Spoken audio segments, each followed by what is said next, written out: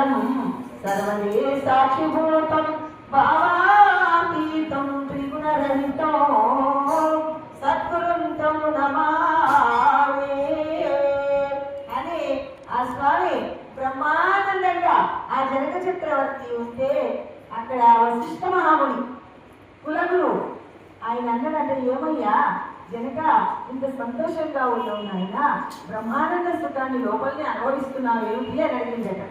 అంటే నువ్వు శ్రీరాముడు మరి ఇక సీత ఆ తల్లి లోకమాత రామచంద్రమూర్తికి ఇచ్చిందని, సీతమ్మ నా బిడ్డేనని, రాముడు నా అల్లుడని నువ్వు ముడుస్తున్నావు కదా అన్నదట.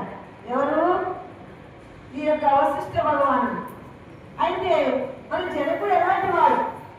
రోజుకు 101 గురు సేవ చేసినటువంటి మహానుభావుడు జనక చక్రవర్తి. మామూలు కాదు. జిల్లా నగరం అది నేపాల్కి వస్తుంది.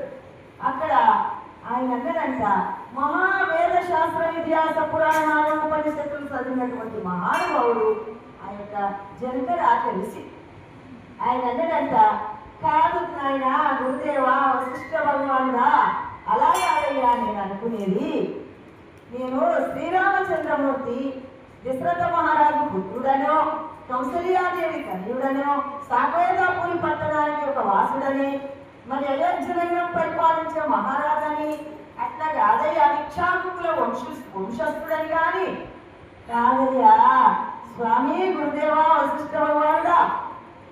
శ్రీరాముడు అంటే ఏమిటి?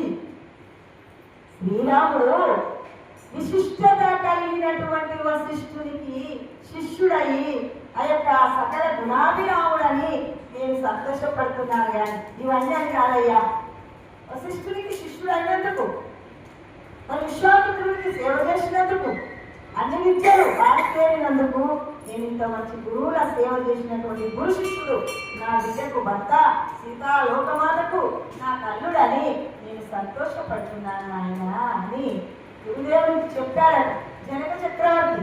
అలాంటిదనమాట ఈ బోధ, మామూలు బోధ కాదు, గురు బోధ. ఇక్కడ ఏం చెప్తున్నాడు?